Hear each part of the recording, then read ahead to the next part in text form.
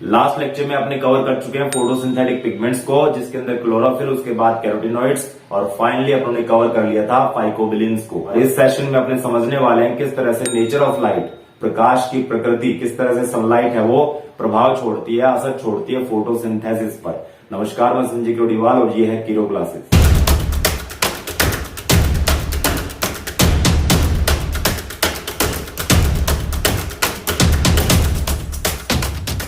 बगैर लाइट के अपने इमेजिन नहीं कर सकते कि फोटोसिंथेसिस हो भी सकता है, और वो भी सनलाइट। मेजर जो लाइट का सोर्स है वो है सनलाइट आ रही है, और सनलाइट है वो इलेक्ट्रोमैग्नेटिक वेव्स की फॉर्म में अर्थ तक पहुंचती है, दुनिया तक पहुंच रही है। इलेक्ट्रोमैग्नेटिक वेव्स, ये कौन सी वेव्स होती है, इसका मीनिंग क्या होता है? ये वो वेव्स होती हैं जो इलेक्ट्रिक फील्ड और दूसरा मैग्नेटिक फील्ड के बीच में वाइब्रेशन से जनरेट होती है, तो इनको बोला गया है इलेक्ट्रोमैग्नेटिक वेव्स, विद्युत चुंबकीय तरंगे। और ये अर्थ के ऊपर आती है वेव फॉर्म में और पार्टिकल फॉर्म में। कुछ लोगों का ऐसा ग्रुप था जो बोला करते थे कि वो वेव फॉर्म में आ रही है, तरंग रूप में, और कुछ लोग बोलते थे कि जो सनलाइट आती है अर्थ तक वो पहुंचती है पार्टिकल फॉर्म में। आज सिनेरियो में अपने मानते हैं, अपने इस चीज को फॉलो करते हैं कि लाइट है वो ड्यूल नेचर का होता है, वो पार्टिकल फॉर्म में भी आती है और वेव फॉर्म में भी दुनिया तक पहुंचती है। और जो पार्टिकल्स आते हैं उनको बोला जाता है फोटोन। ये फोटोन क्या है? छोटे पार्टिकल्स है जिसके अंदर एक सर्टेन क्वांटिटी में एनर्जी है, जिसको क्वांटा बोला जाता है। और फोटोन ये छोटे पार्टिकल्स हैं जो ड्रॉप होते हैं किसके ऊपर? लीव्स के ऊपर, और वो फोटोसिंथेसिस में कंज्यूम होते हैं।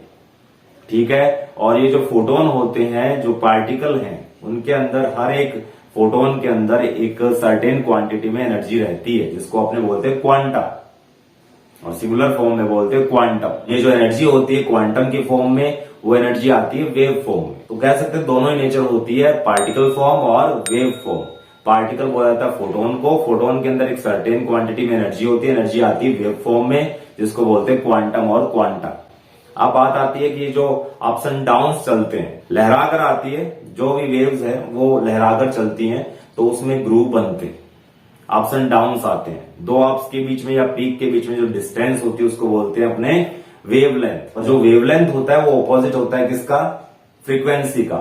जितना ज्यादा वेवलेंथ होगा फ्रीक्वेंसी उतनी ही कम होगी, और जितनी ज्यादा फ्रीक्वेंसी कम होगी उतनी उसकी एनर्जी भी लो रहती है। ऐसी वेव जिसकी फ्रीक्वेंसी, ऐसी कहने का मतलब है कि जिसकी फ्रीक्वेंसी, जिस वेव की फ्रीक्वेंसी कम है उसकी एनर्जी भी कम होती है। जो सनलाइट आ रही है उसका एक विजिबल पार्ट होता है 400 to 700 नैनोमीटर, और यही वो विजिबल लाइट है जिसमें अपने देख पाते हैं, जो विजिबल है अपनी आंखों को। और इसी विजिबल लाइट के अंदर जो 400 to 700 नैनोमीटर का आ रहा है, उस रेंज के अंदर ही प्लांट अपना फोटोसिंथेसिस परफॉर्म करवा पाते हैं। विजिबल लाइट के अलावा भी दूसरे भी पोर्शन है। अगर अपने बात करें किसकी, ये स्टार्ट होती है कहां से? गामा रेज से। सनलाइट जो है उसकी रेंज स्टार्ट होती है गामा रेज से, गामा रेज बढ़ के एक्स रेज, एक्स रेज से बाद में यूवी लाइट, यूवी लाइट के बाद में आता है अपना पोर्शन विजिबल लाइट का। विजिबल लाइट से जो परे है वो आता है यूवी लाइट, उससे भी परे है तो वो एक्स रेज है, और एक्स रेज से भी परे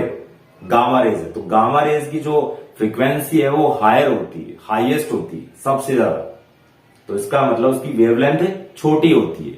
जो ग्रुप बनेंगे या फिर अप्स एंड डाउन्स बनेंगे उनके बीच की डिस्टेंस है वो काफी छोटी होती है, इस वजह से उनकी फ्रीक्वेंसी ज्यादा है। फ्रीक्वेंसी ज्यादा होने से एनर्जी ज्यादा होती है, और हायर एनर्जी या हाईएस्ट एनर्जी की फॉर्म में देखा जाता है। धीरे धीरे क्या होता है, जब अपने गामा रेज से एक्स रेज की तरफ जाते हैं, फिर यूवी लाइट की तरफ जाते हैं, और फाइनली अपने पहुंच जाते हैं अपने विजिबल लाइट वाले पोर्शन में, जहां अपने देख पाते हैं, जहां फोटोसिंथेसिस हो रहा है। वहां तक आते आते फ्रीक्वेंसी थोड़ी कम हो जाती है। फ्रीक्वेंसी कम होगी तो क्या होगा?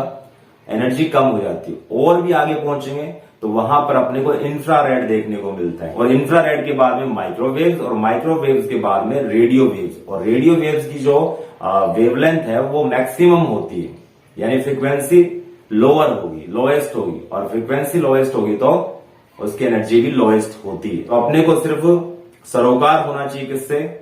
जो अपना विजिबल स्पेक्ट्रम है, जिसको अपने विजिबल लाइट बोल रहे हैं, जिसमें 7 कलर होते हैं, विबग्योर की फॉर्म में लिखा जाता है। वी का बनता है वायलेट, आई का इंडिगो होता है, बी का ब्लू होता है। इस तरह से आप सब कलर याद कर सकते हैं विबग्योर की फॉर्म में। जो एंड पोर्शन है, टर्मिनल्स हैं, उस पे अगर लेफ्ट हैंड साइड से स्टार्ट करें तो विबग्योर बनता है, तो वी है वो बिल्कुल टर्मिनल पे बैठा है और राइट हैंड साइड में आर बिल्कुल एंड के ऊपर बैठा हुआ, तो आर रेड को बता रहा है और वी है वॉयलेट है। तो वॉयलेट से परे चले जाएंगे तो अल्ट्रा वॉयलेट है, रेड से परे चले जाएंगे तो बनता है इंफ्रारेड। तो वो किसी काम की लाइट नहीं, हमारे लिए कोई काम की लाइट नहीं है, ना ही वो प्लांट्स के लिए कोई काम की है। प्लांट्स सिर्फ और सिर्फ इस 700 नैनोमीटर तक का जो रेंज है, 400 टू 700 नैनोमीटर, जिसको अपने बोलते हैं विजिबल लाइट, उसी में अपना फोटोसिंथेसिस परफॉर्म करवा पाते हैं। एक चीज और आती है PAR, photosynthetically active radiation, PAR। ये क्या होता है? देखिए सनलाइट तो ड्रॉप हो रही है, यही विजिबल लाइट पूरी ड्रॉप होगी किसके ऊपर? लीव्स के ऊपर। लेकिन लीव्स है वो पूरी सनलाइट को कंज्यूम नहीं करवा पाती, किसमें? During photosynthesis. वो पूरी की पूरी खर्च नहीं होती है, हजम नहीं करवा पाते, उसका सिर्फ 2% जो पार्ट होता है वही हजम होता है, या कह सकते हैं कंज्यूम करवा पाते हैं प्लांट्स ड्यूरिंग फोटोसिंथेसिस। तो उसको बोलते हैं PAR, जो कि 2% रहता है। टोटल एनर्जी तो आ रही है, वो ड्रॉप हो रही है किसके ऊपर? लीव्स के ऊपर, लेकिन प्लांट सिर्फ और सिर्फ उसका 2% ही कंज्यूम करवा पाते, बाकी हीट की फॉर्म में वो वेस्ट हो जाता है। तो यहां पर 2% क्या है? PAR, photosynthetically active radiation. अब बात आती है कि कौन से दो जो कलर होते हैं, विबग्योर की जो अपन ने बात की अभी, विबग्योर के अंदर ऐसे कौन से दो कलर की लाइट है जिसमें मैक्सिमम रेट देखी जाती है फोटोसिंथेसिस की? तो यहां दो कलर की बात करते हैं, ब्लू कलर होता है और एक रेड कलर होता है। जो ब्लू कलर है वो मोस्ट फेवरेबल कलर होता है, जिसको आमतौर पर जितने भी प्लांट्स है, जितने भी पेड़ पौधे हैं, उसको एब्जॉर्ब करवाने की कैपेसिटी रखते हैं। और मोस्ट एब्जॉर्बेबल, जो सबसे ज्यादा एब्जॉर्ब होने वाला, जिसको इजिली एब्जॉर्ब कर लिया जाता है प्लांट्स के द्वारा, वो होता है ब्लू कलर। ऑलमोस्ट सभी प्लांट्स के अंदर ऐसे पिगमेंट्स मिलते हैं जो इजिली एब्जॉर्ब कर लेते हैं ब्लू कलर की लाइट को। और दूसरी होती है रेड कलर की लाइट। रेड कलर की लाइट है उसमें मैक्सिमम रेट देखी जाती है फोटोसिंथेसिस की। तो दो कलर की लाइट मैक्सिमम फेवर करती है किसको? फोटोसिंथेसिस को। एक ब्लू कलर की लाइट है जो मोस्ट एब्जॉर्बेबल कलर की लाइट होती है ड्यूरिंग फोटोसिंथेसिस, यानी हर एक प्लांट के अंदर ऐसे पिगमेंट्स होते हैं जो ब्लू कलर की लाइट को मोस्टली या फिर इजिली एब्जॉर्ब करवा पाते हैं। इसी तरह से रेड कलर की लाइट में मैक्सिमम रेट देखी जाती है किसकी? फोटोसिंथेसिस की। लेकिन यहां पर थोड़ा सा एक डिफरेंट एस्पेक्ट भी है, जिसके अंदर अपने बात करते हैं कि सिर्फ और सिर्फ अगर रेड कलर की लाइट ही प्रोवाइड करवाई जाए किसको? प्लांट्स को, तो क्या होगा? ड्रॉप देखने को मिलता है। ये अलग बात है कि रेड कलर की लाइट है उसके अंदर मैक्सिमम रेट देखी जाती है किसकी? फोटोसिंथेसिस की। लेकिन सिर्फ और सिर्फ अगर रेड कलर की लाइट ड्रॉप करवाएंगे, उसके आप ब्लू नहीं डालेंगे, तो रेड ड्रॉप देखने को मिलता है। फोटोसिंथेसिस की जो रेट है उसमें गिरावट देखने को मिलती है, इसको बोलते हैं, इस फिनोमेना को बोलते हैं रेड ड्रॉप। और दूसरा होता है इमर्सन इफेक्ट। ये क्या होता है? जब रेड कलर की लाइट के साथ ब्लू कलर की लाइट भी अपने ड्रॉप करवाएंगे, तब अपने को मिलेगा मैक्सिमम रेट ऑफ फोटोसिंथेसिस, क्योंकि ब्लू कलर की लाइट और रेड कलर की लाइट को एब्जॉर्ब करवाने वाले दो अलग अलग पिगमेंट के ग्रुप होते हैं, जिनको अपने बोलते हैं फोटोसिस्टम फर्स्ट और फोटोसिस्टम सेकंड। ये इमर्सन इफेक्ट के बाद में पता लगा पूरी दुनिया को। तो दो तरह के फोटोसिस्टम होते हैं, या कह सकते हैं दो ग्रुप होते हैं किसके? पिगमेंट्स के।